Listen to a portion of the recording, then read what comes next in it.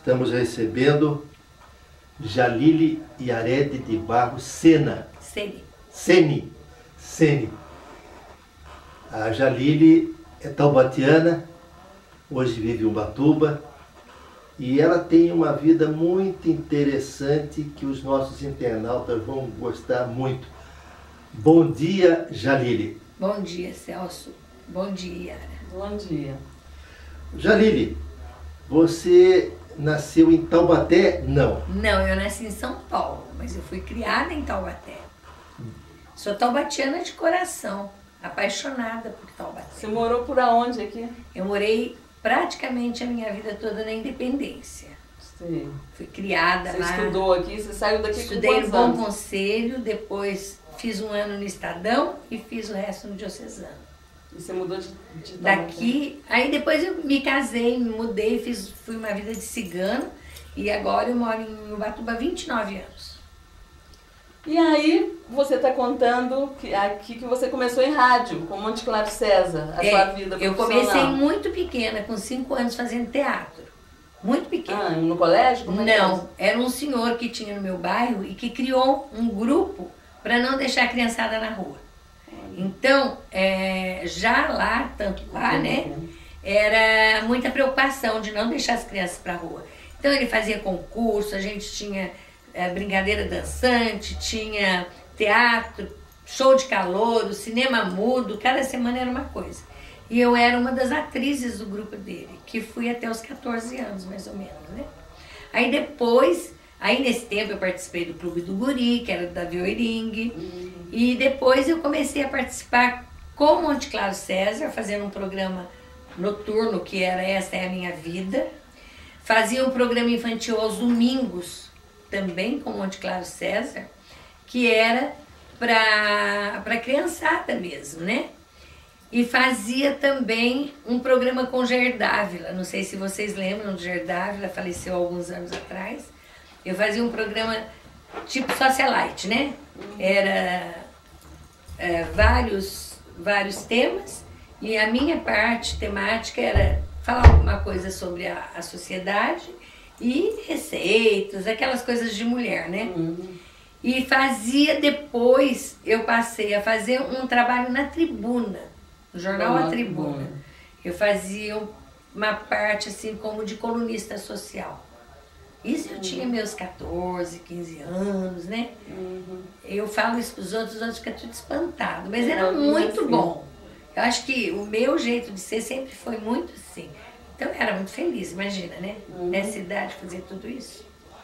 Você estudou até a universidade, não fez a universidade? Não, só fiz o normal. Daí casei e fui cuidar de filho, cuidar de casa. Mas quando é que você entrou para televisão? Eu tinha já uns 16 anos, eu comecei a correr atrás da televisão, né? Porque a televisão é uma corrida. Naquele tempo era pior do que agora. Porque agora qualquer carinha bonita consegue entrar na televisão, né? Naquele tempo não, naquele tempo a gente tinha que correr atrás, tentar conquistar. E aí eu resolvi procurar. Primeiro eu fui atrás do Silvio Santos, participei de programa dele. No programa do Silvio eu fiz um programa que eu fui caloura e eu não ganhei. Era na Globo nessa época. Você foi caloura cantando ou atriz? Cantando. Quem Te Viu e Quem Te Vê, do Chico Buarque de Holanda. E cantei inteirinho, lindo, mas não fui aprovada. Não fui aprovada, só que o Silvio, eu acho que ele meio que se encantou comigo, ele ficou uns 10 minutos comigo no ar, sabe? Assim, conversando, falando. Quando eu saí na rua, todo mundo me chamava pelo nome. Passava carro gritando, oi, Jalilinha, sabe? Era bem assim. Aí, nesse inteirinho, eu comecei a fazer umas pontas, umas figurações.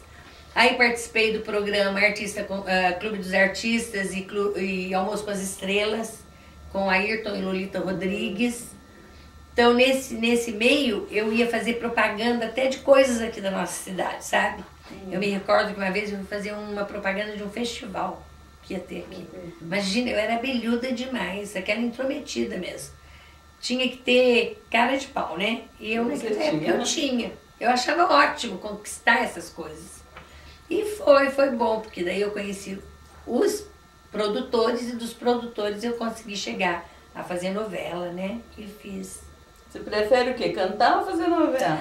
Ai, olha, eu acho que a minha praia mais é cantar mesmo, né? Faz muito tempo que eu canto já na igreja. Eu não canto como artista, mas é tão bom, é tão realizador, sabe?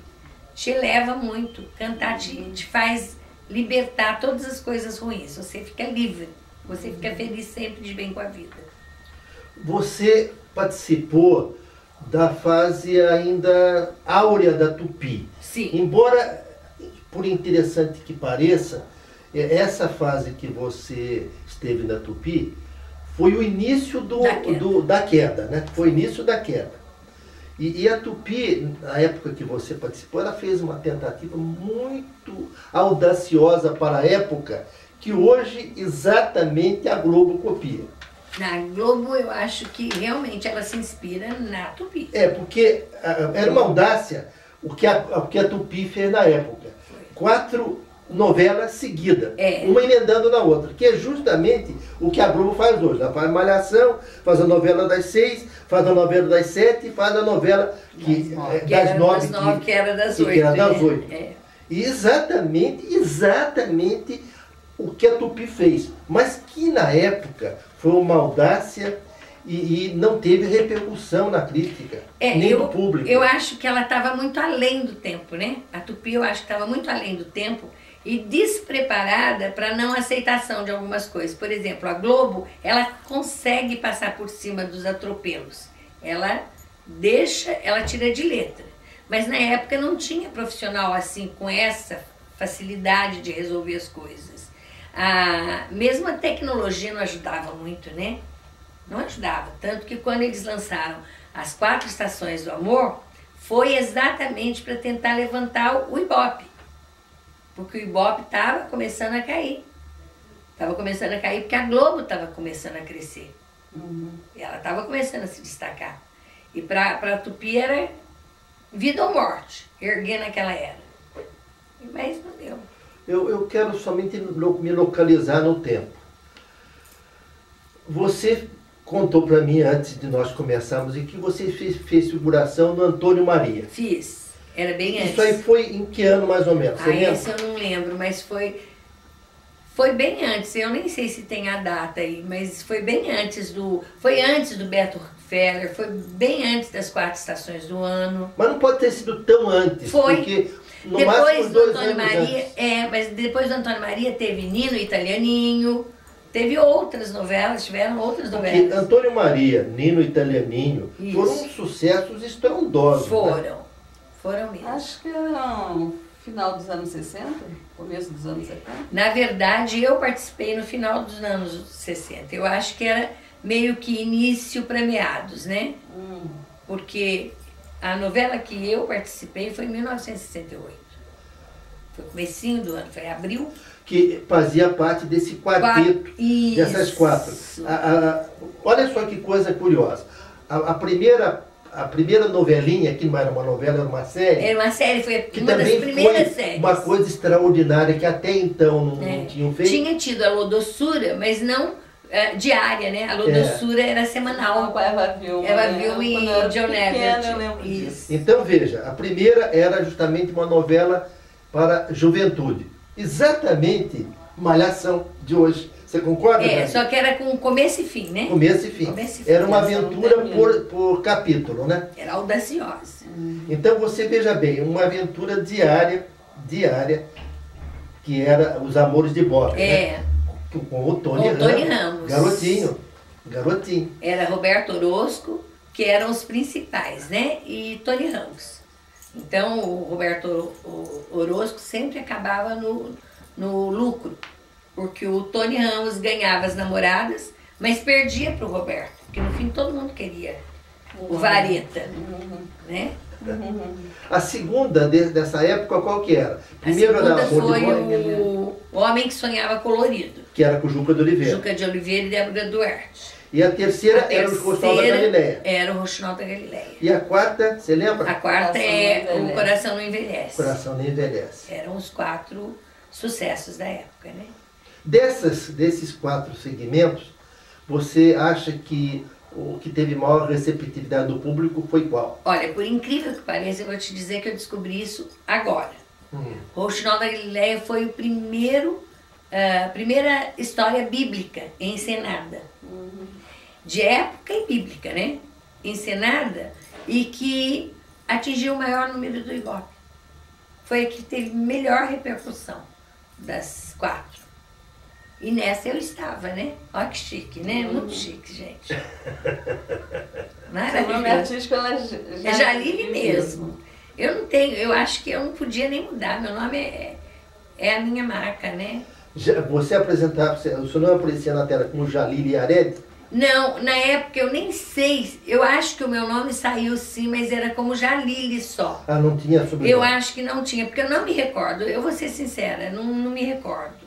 Você não teve a sagrada ideia de fotografar essas coisas? De pegar um pedaço do videotape e levar para sua casa? Pois é, não. Naquela época era muito fechado da emissora, né? Então a gente não tinha esse acesso. A única coisa que eu tenho mesmo é uma foto de estúdio, né? E eu acho que até saí no lucro, porque de repente nem tinha muitas essas coisas. Não tem nenhum, nada da Não, queimou-se, né? Tudo lá, né? Queimou-se tudo foi feito. Quer dizer, não teve uma pessoa que teve ideia de guardar nada daquilo? Eu não sei. Eu acho que muito pouca coisa restou da Tupi, né? É isso que é a tristeza maior. Porque, no caso, quando a Tupi estava entrando assim, mesmo em queda, né? Já começou as complicações. O que eu tive, que deu uma repercussão muito grande, é que foi feita uma chamada diferenciada nessa novela, nessas 4 novelas. Eles fizeram esse globo, que eu não sei o nome que se dá, que vai para as discotecas, que fica girando e iluminando tudo. Nesse globo surgia o rosto do Lima Duarte, o meu, o da Araci Balabanian e do Tony Ramos. Era entremeado, né?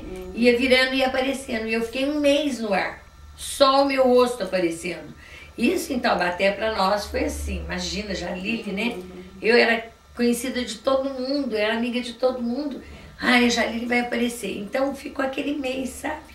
Eu achava legal, porque é muito gostoso, né? Para mim era o meu sonho realizando.